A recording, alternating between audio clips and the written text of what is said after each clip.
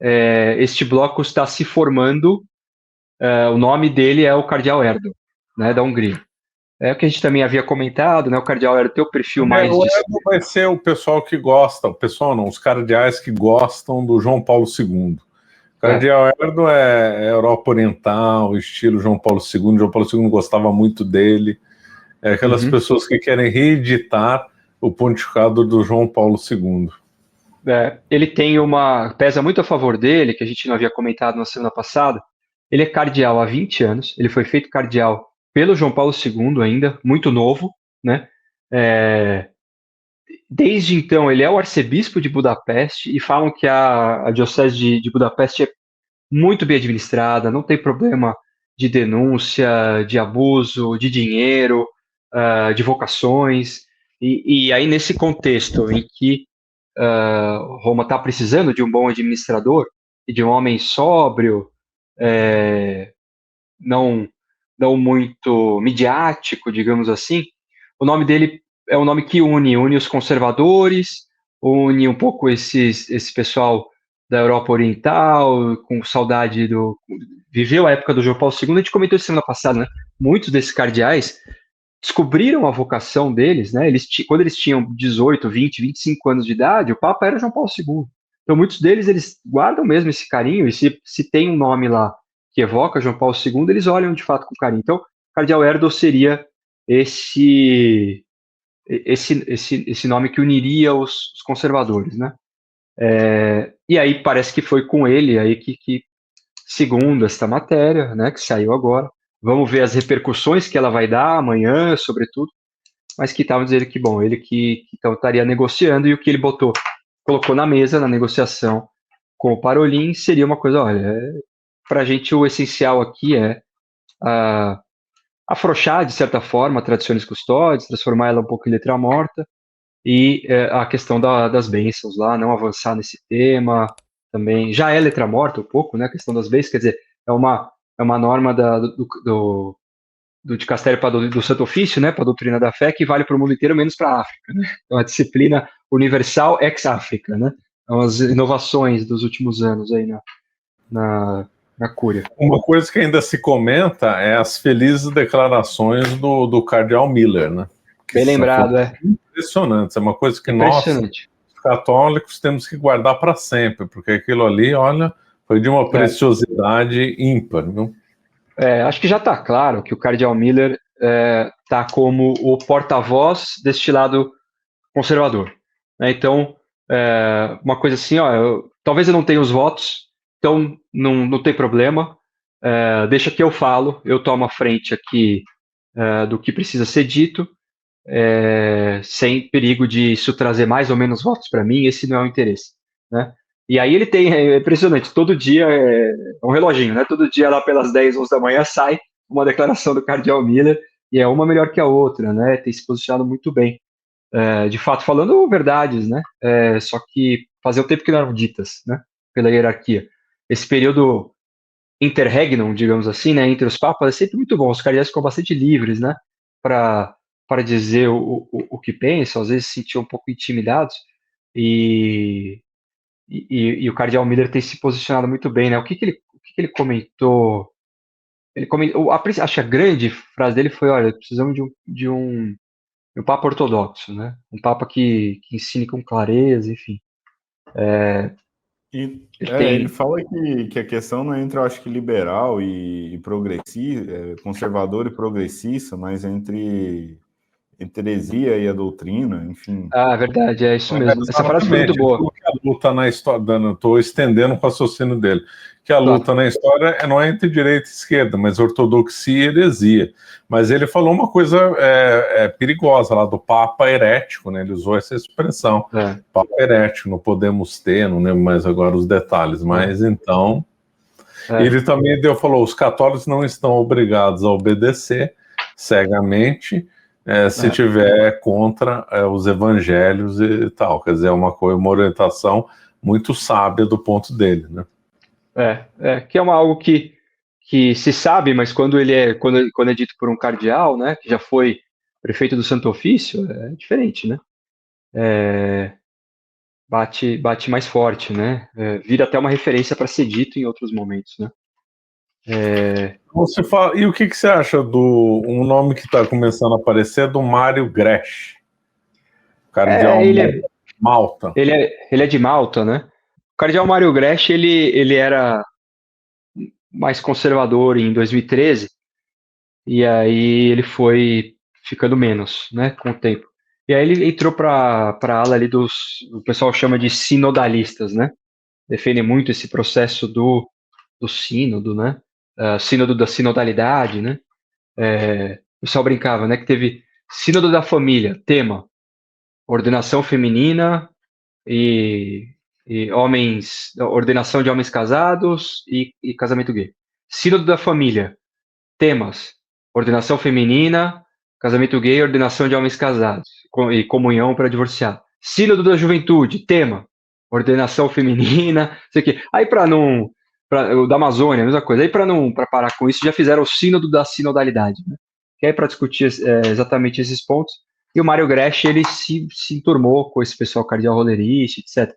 Eu acho ele muito, pelo que a gente tem visto das conversas, que é buscando uma coisa mais moderada, uma coisa que pacifique mesmo. O cardeal Ruini, essa turma mais 80, como eles não votam, eles nem entram no conclave, eles se divertem, né? Eles podem falar o que eles quiserem, né? Porque não vão depois a portas fechadas lá, não vão ter que. E aí o cardeal Ruini, que foi vigário de Roma, tem 90 e poucos anos, ele deu uma declaração nesse sentido, nós precisamos de O Ruini foi papabile, o nome dele era ventilado no tempo do João Paulo II, ele era um figurão. Muito respeitado, né? E ele comentou, olha, precisamos de alguém que pacifique, não foi com essas palavras, né? Nós precisamos de alguém que não pode ser um papa.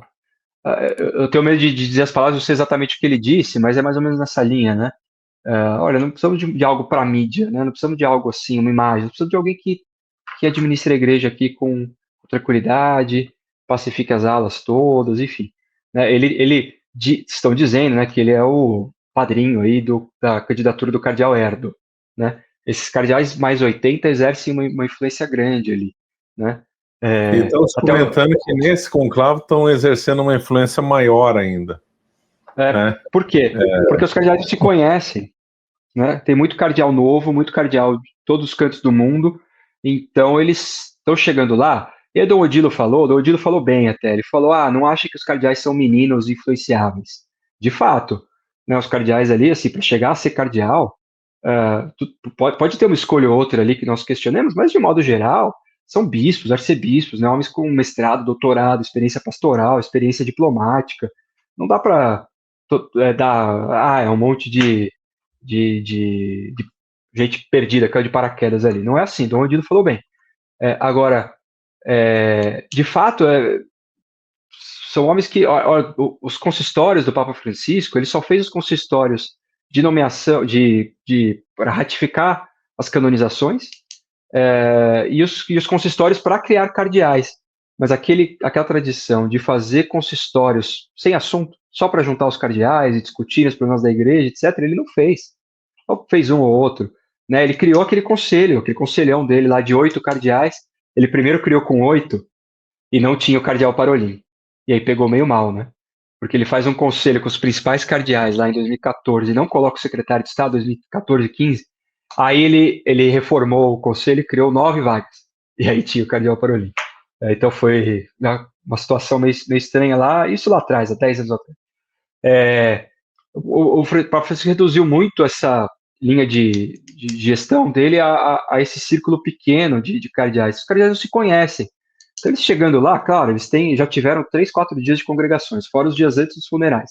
Ou seja, tem mais dias de congregações, mais 4 focando só no conclave. Tem mais uma semana ainda. É óbvio que eles vão acabar se conhecendo e vão acabar formando as próprias opiniões.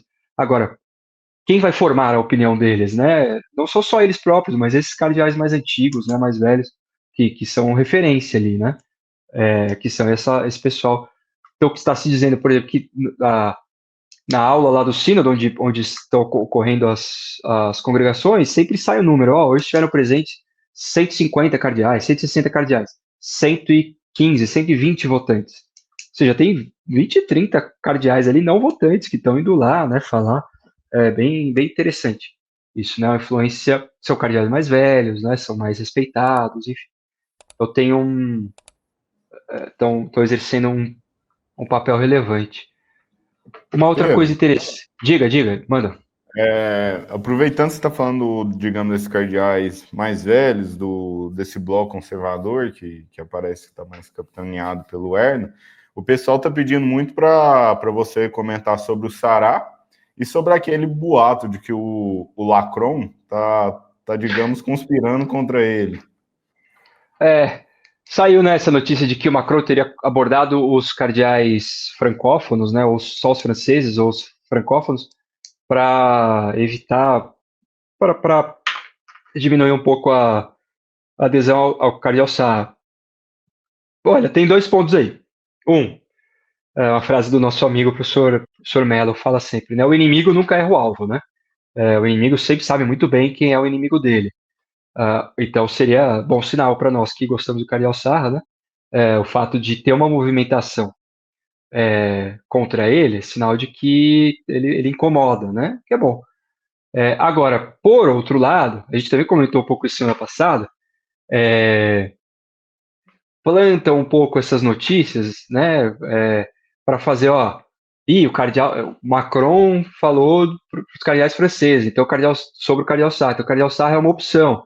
Aí a gente fala, vocês vão deixar o cardeal Sarra crescer? Melhor vir aqui comigo, né? Eu sou uma opção mais moderada.